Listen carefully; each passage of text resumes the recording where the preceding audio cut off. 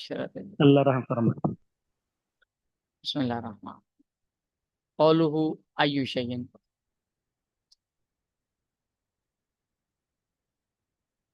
الثالث الفصل وهو المقول على الشيء في جواب ایو شیئن ہوا فی ذاتہ ہی۔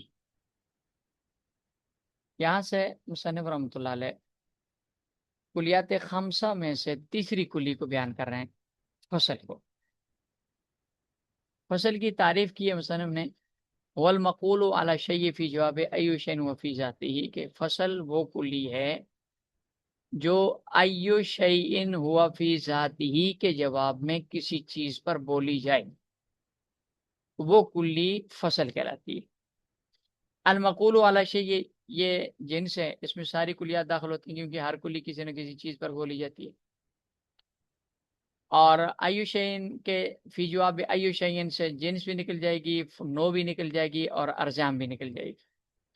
جنس اور نو تو اس لیے نکلیں گی کہ وہ ماوا کے جواب میں ہوتی ہیں، ایو شیئن کے جواب میں نہیں آتی، اور ارجام اس لیے نکلے گی کہ ارجام کسی چیز کے جواب میں بھی ہوتی ہی نہیں ہے، نہ ماوا کے جواب میں نہ ایو شیئن کے جواب میں۔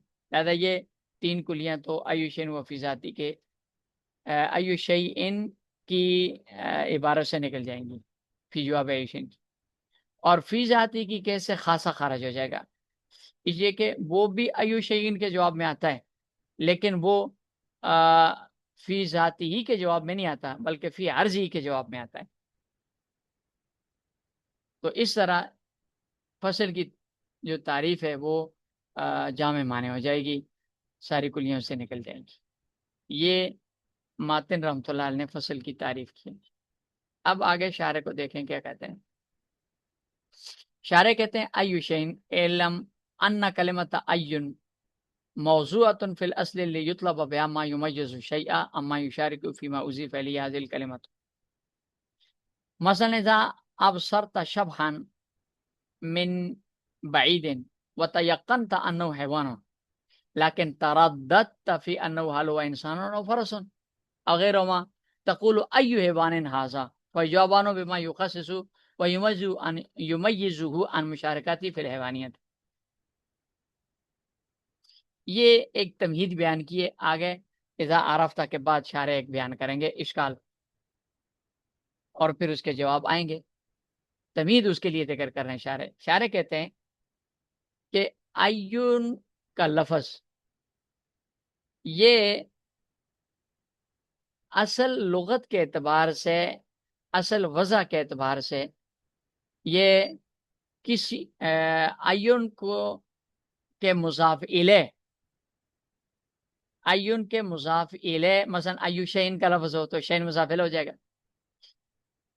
یہ کلمہ ایون اپنے مضاف الیہ میں شریک ساری چیزوں سے ممتاز کرنے کے لیے کسی چیز کو کا سوال کرنے کے لیے بولا جاتا ہے۔ اس کے ذریعے سوال کیا جاتا ہے ایسی چیز کا جو ایو کے مضاف الیہ میں شریک ساری چیزوں سے اس مضاف الیہ کو ممتاز کر دیں۔ مثال کے طور پر اذا ابصرت شبحا من بعید، آپ کو دور سے ایک کچھ ہلتا جلتا نظر آیا، وہ ہیولا سا کچھ جسم سا نظر آیا، اس جسم کو دیکھ کر آپ کو اتنا تو یقین ہو گیا کہ یہ حیوان ہے، لیکن یہ تمیز نہیں ہو سکی کہ یہ کون سا حیوان ہے، اس میں تردد ہوا کہ انسان ہے، فرس ہے، بکر ہے، کیا چیز۔ تو اب آپ اس حیوان کو ایو کے ساتھ ملا کر سوال کرتے ہیں، تو آپ کہتے ہیں ایو حیوان ھذا۔ تو اس ایو حیوان ھذا سوال کا مقصد کیا ہے کہ آپ ایسی چیز بتاؤ جو ایو کے مضاف الیہ حیوان جو ہے اس میں شریک مسئول عنوں کے ساتھ، حیوانیت میں شریک جتنی بھی چیزیں، ان ساری چیزوں سے مسئول عنوں کو ممتاز کرتا ہے۔ ایو حیوان ھذا کے سوال کا یہ مقصد ہے۔ علم انا کلمۃ ایون، جان لو کہ ایون کا کلمہ موضوعاتن وضع کیا گیا ہے فی الاصل، اصل میں، لیطلب بہا، تاکہ اس سے طلب کیا جائے، ما یمیز الشیء، جو شے کو ممتاز کر دے، اما یشارک فی ما اضیف الیہ، ان چیزوں سے جو شریک ہوتی ہیں اس کے مسافلے میں، اس کلمے کے مسافلے میں۔ مثلا اذا ابصرت شبحا من بعید، مثلا آپ کو دور سے ایک جسم نظر آیا، وتیقنت انہ حیوان، آپ کو یقین ہو گیا کہ یہ حیوان ہی ہے، لیکن ترددت، آپ کو اس میں تردد ہوا کہ انہ حل ہوا انسان او فرس او غیرہما، کہ وہ انسان ہے، وہ گھوڑا ہے، یا کوئی اور چیز ہے۔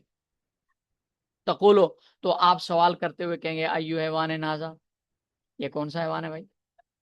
بھائی جواب آنو، تو اس کا جواب دیا جائے گا بما، ایسے لفظ کے ساتھ، یخصصہ و یمیزہ عن مشارکاتہ فی الحیوانیت، جو ساری چیزوں کو حیوانیت میں شریک ساری چیزوں سے اس مسئولانوں کو ممتاز کر دے گا۔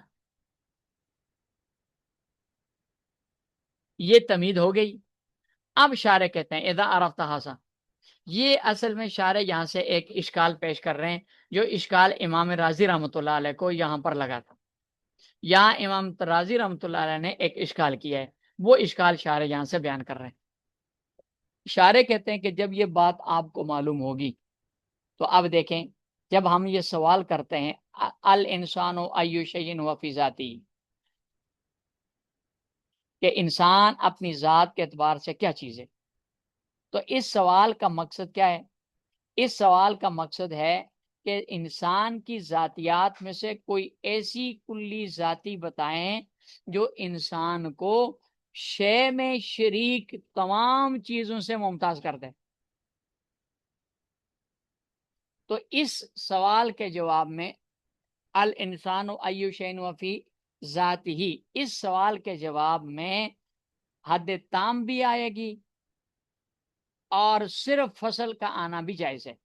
یعنی اس سوال کے جواب میں آپ یہ بھی کہہ سکتے ہیں حیوان و ناطقن، انسان اپنی ذات میں کون سی چیز ہے، تو آپ جواب میں کہہ سکتے ہیں کہ انسان اپنی ذات میں حیوان ناطق ہے، یہ بھی کہہ سکتے ہیں۔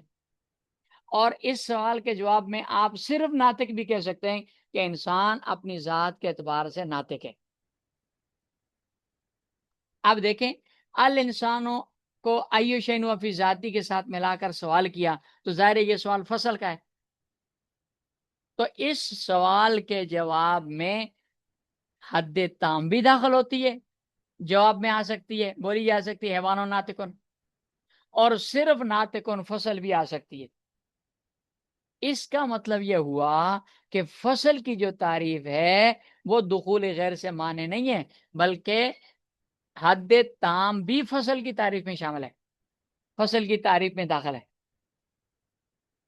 اذا عرفت ھذا، آپ نے جب یہ معلوم کر لیا، پہچان لیا، فنقول، تو ہم کہتے ہیں ان اذا قلنا، جب ہم یہ کہیں الانسان ای شیء هو فی ذاتہ، انسان اپنی ذات میں کیا چیز ہے، کانس مطلوب ہو، تو اس سوال کا مقصد ذاتی کان المطلوب ذاتی من ذاتیات الانسان، اس سوال کا مقصد انسان کی ذاتیات میں سے کسی ایسی ذاتی چیز کو معلوم کرنا ہے، یمیزہ اما یشارک فی شیءۃ، جو انسان کو شے ہونے میں شریک باقی چیزوں سے ممتاز کر دے۔ لہذا فیصح ان یجابہ، تو اس کے جواب میں الانسان ای شیء فی ذاتہ، اس سوال کے جواب میں یہ بھی کہا جا سکتا ہے بین حیوان و ناطقن، کہ یہ حیوان ناطق ہے، تو آپ یہ جواب دیں گے تو یہ بھی ٹھیک ہو جائے گا کہ انسان حیوان ناطق ہے۔ لہذا شے ہونے میں جتنی بھی چیزیں انسان کے ساتھ شریک تھیں وہ ساری حیوان ناطق نے نکال دی اور انسان کو باقی سب سے ممتاز کر دیا، کیونکہ شے ہونے میں حیوان ناطق صرف انسان ہے، باقی کوئی چیز حیوان ناطق نہیں ہے۔ اسی طرح کما یصح ان یجاب بین ناطقن، کہ جس طرح یہ درست ہے کہ آپ الانسان ای شیء فی ذاتی کے جواب میں کہیں کہ ناطقن، کہ یہ ناطق ہے، انسان اپنی ذات کے اعتبار سے کیا ہے، جواب یہ ہے کہ ناطقن، ناطق ہے کیونکہ اور ناطق فصل ہے. ناطق نے انسان کو شے ہونے میں شریک جتنی بھی چیزیں تھی سب سے ممتاز کر دیا.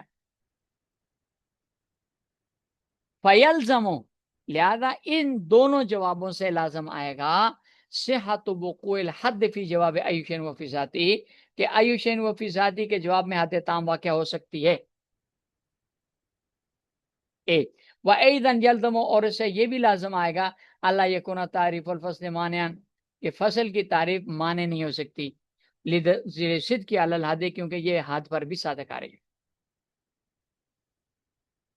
هذا مما استشکلہ الامام الرازی فی هذا المقام شارح کہتے ہیں کہ یہ وہ اشکال ہے جو امام رازی رحمۃ اللہ علیہ کو اس موقع پر پیش آیا اور انہوں نے یہ اشکال اس موقع پر بیان کیا ذکر کیا.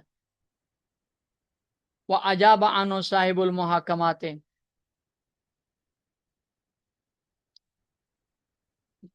بیان مانا عین و ان کانا بحسب اللغت طلب الممیز مطلقا لیکن ارباب المعقول اصطلحوا على انه لطلب ممیز لا يكون مقولا في جواب ما هو وبهذا خرج يخرج الحد والجنس ایسا. شارح کہتے ہیں کہ امام رازی رحمۃ اللہ علیہ کے اس اشکال کا جواب صاحب محاکمات یعنی امام قطب الدین رازی نے دیا ہے. یہ فخر الدین رازی ہیں جو اشکال کرنے والے ہیں. امام فخر الدین رازی یہ ان کا اشکال ہے اور جواب دینے والے صاحب محاکمات امام قطب الدین رازی ہیں. یہ بھی رازی ہیں دونوں لیکن یہ قطب الدین ہے وہ فخر الدین تھے. تو امام قطب الدین رازی صاحب المحاکمات ان کا جواب جو ہے وہ یہ ہے کہ دیکھیں لفظ عین اگرچہ اپنی وضع کے اعتبار سے یعنی لغوی معنی کے اعتبار سے مطلقاً ممیز کو طلب کرنے کے لیے آتا ہے خواہ وہ حد تام ہو یا فصل ہو. لیکن ارباب معقول یعنی مناطقہ کی اصطلاح یہ ہے کہ ایو کے ذریعے سوال جب کریں گے تو یہ اس ممیز کو سوال کرنے کے لیے آتا ہے جو ما ہوا کے جواب میں واقع نہ ہوتا ہو اور جو ممیز ما ہوا کے جواب میں واقع ہوتا ہے وہ عین کے ذریعے اس کا سوال نہیں کیا جاتا. لہذا مناطقہ کی اصطلاح کے مطابق جب آپ عین کے ذریعے سوال کریں گے تو جواب میں صرف فصل آئے گی نہ تو حد تام آتی ہے نہ جنس آتی ہے کیونکہ حد تام یہ بھی ما ہوا کے جواب میں آتا ہے جنس بھی ما ہوا کے جواب میں آتا ہے. یہ جواب ہے صاحب محاکمات امام قطب الدین رازی کا. فرق کیا ہوا کہ وہ کہتے ہیں کہ امام رازی رحمۃ اللہ علیہ کا اشکال ہے لغت کی بنیاد پہ اور ہم جو بحث کر رہے ہیں یہ منطقی اصطلاح کی بنیاد پہ. مناطقہ کی اصطلاح کے حساب سے لغت والا جو اعتراض ہے وہ اس اصطلاح پر وارد نہیں ہو سکتا. وہ عجابان صاحب المحاکمات بیان مانا ایو شارح کہتے ہیں کہ صاحب محاکمات نے اس کا جواب دیا کہ ایون کا معنی وَإِن كَانَ بِحَسْبِ لغت ہے اگرچہ لغت کے حساب سے ہے طلب الممیز مطلق ممیز کا مطالبہ کرنا لیکن نہ ارباب المعقول البتہ ارباب معقول مناطقہ ان کی اصطلاح یہ ہے اصطلاح اس بات پر ان کا اتفاق ہے کہ انه لطلب ممیز لا يكون مقولا فی جواب ما ہوا کہ ایون کا لفظ اس ممیز کو طلب کرنے کے لیے آتا ہے جو ماوا کے جواب میں واقع نہ ہو وبہذا یخرج الحد لہذا اس نقطے کی بنیاد پہ حد تام جنس وغیرہ سے نکل جائیں گے صرف فصل جواب میں واقع ہوگی.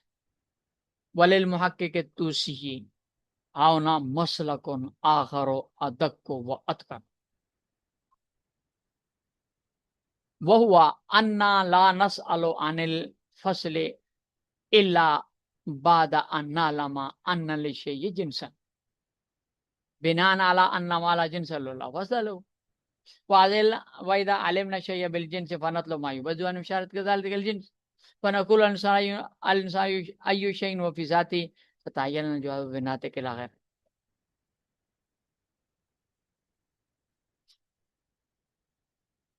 فکلمۃ شیء فی التعریف کنایۃ عن جنس المعلوم عن الجنس المعلوم الذي يطلب ما يميز الشیء عن المشارکات فی ذلک الجنس فحینئذ يندفع الاشکال بحذافیرہ.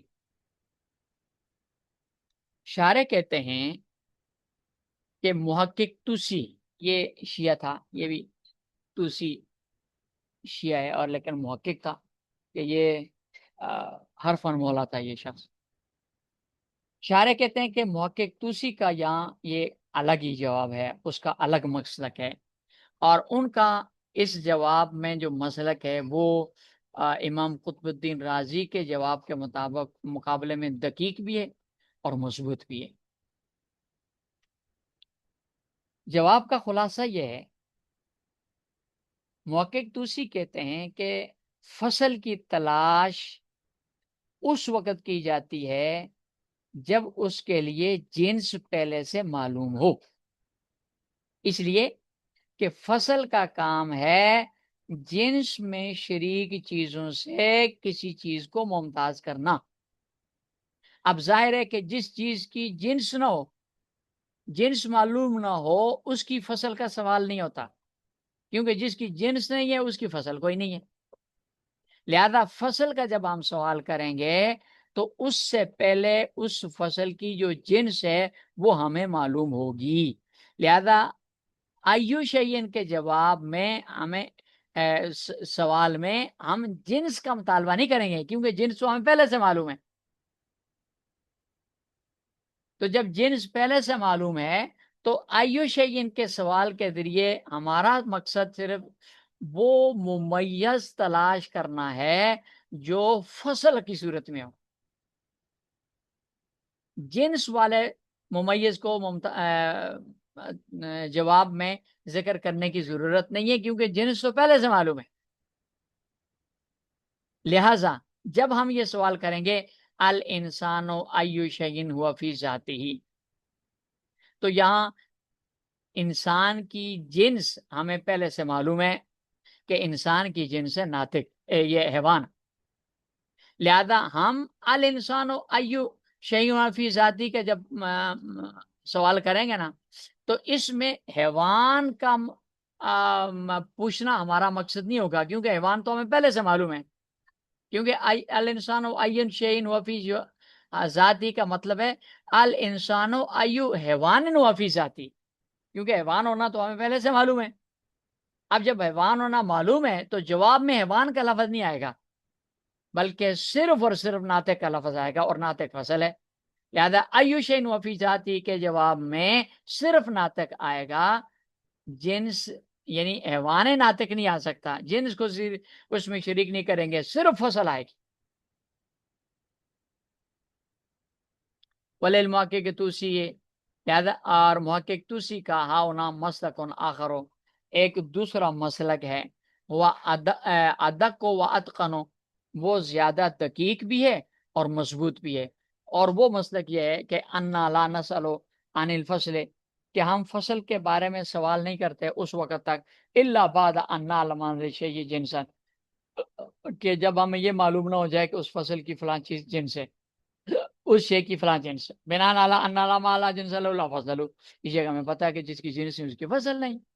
فائدہ علم نشیہ، جب ہمیں جنس معلوم ہو جائے تو نطلب ما یميزه عن مشارکتی فی ذلک الجنس، ہم مطالبہ کریں گے اس چیز کا جو اس جنس میں شریک چیزوں سے اس کو ممتاز کر دے. تو ہم کہیں گے الانسان و حیوان هو فی ذاتی، تو اس کا مطلب یہ ہوگا کہ انسان کو حیوانیت میں، جنس حیوانیت میں شریک چیزوں سے ممتاز کرنے والی بات بتاؤ بھائی. بتائین الجواب بالناطق لا غیر، تو جواب میں صرف ناطق آئے گا، دوسری کوئی چیز نہیں آ سکتی. لہذا سوال میں شیئن کا جو لفظ ہے، تعریف میں جو شیئن کا لفظ ہے، یہ جنس معلوم سے کنایا ہے، جس کی ممتاز کرنے والی چیزوں سے چیز کے بارے میں سوال کیا جاتا ہے کہ اس جنس میں شریک چیزوں میں ممتاز کرنے والی چیز بتاؤ بھائی. وکلمۃ شیئن، شیئن کا لفظ پھر تعریف ہے، تعریف میں کنایا ہے عن الجنس سے معلوم ہے، جن سے معلوم سے. الذی یطلب ما یمیز الشیء عن المشارکات فی ذلک الجنس، کہ جس کو جس کے بارے میں مطالبہ کیا جاتا ہے ایسی ممتاز کرنے والی چیز کا جو اس جنس میں شریک چیزوں سے ممتاز کر دے. فَحِينَئِذٍ يَنْدَفِعُ الْإِشْكَالُ بِحَذَافِرِهِ، لہذا یہاں اس صورت میں اشکال اپنی ساری جڑوں سمیت اکھڑ جاتا ہے.